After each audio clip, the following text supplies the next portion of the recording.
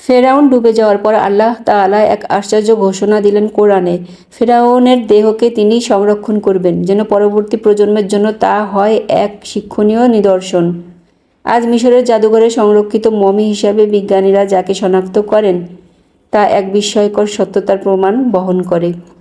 সমুদ্র পার হয়ে বনি ইসরায়েল মুক্তি পেল দাসত্বের শৃঙ্খল থেকে, কিন্তু তাদের পরীক্ষা তখনও শেষ হয়নি। মুসা আলাহিসাল্লাম সাল্লাম তাদের নিয়ে গেল তিহ প্রান্তরের দিকে, আল্লাহর নির্দেশিত পবিত্র ভূমির উদ্দেশ্যে। আল্লাহ তাআলা মুসা আলাহিসাল্লামকে সাল্লামকে তুর পাহাড়ে 40 রাতের জন্য ডাকলেন তাওরাত প্রদানের জন্য। কিন্তু মুসা আলাহিসাল্লাম সাল্লাম যখন পাহাড়ে, তখন বনি ইসরায়েলের মধ্যে সামিরি নামক এক ব্যক্তি একটি সোনার বাছুর তৈরি করে তাদের ভুল পথে পরিচালিত করেন। তারা সেই বাছুরকেই উপাস্য বানিয়ে ফেলল। মুসা আলাহিসাল্লাম সাল্লাম পাহাড় থেকে ফিরে এই দৃশ্য দেখে গভীর ব্যথিত ও ক্ষুব্ধ হলেন। তিনি তার ভাই হারুনকে তিরস্কার করলেন, কেন তিনি তাদের থামাতে পারলেন না, যদিও হারুন আলাহিসাল্লাম যথাসাধ্য চেষ্টা করেছিলেন। এই ঘটনা বনি ইসরায়েলের জন্য এক কঠিন শিক্ষা হয়ে রইল।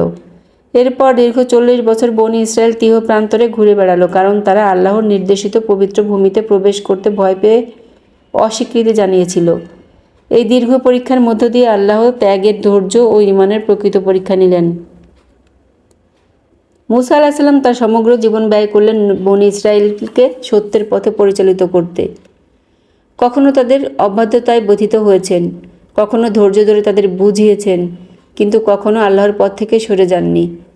তিনি সেই নবী যার সাথে আল্লাহ সরাসরি কথা বলেছেন, যাকে বলা হয় কালিমুল্লাহ। মুসা আলাহিসাল্লাম সাল্লাম এর জীবনে আমাদের শেখায় নবুয়তের পথ কখনো সহজ ছিল না।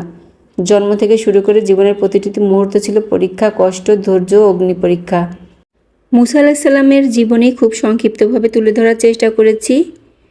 আর এটা 7 পর্বের সিরিজ আজই এখানে শেষ হলো। দয়া করে সাবস্ক্রাইব করে চ্যানেলটির সঙ্গে থাকবেন।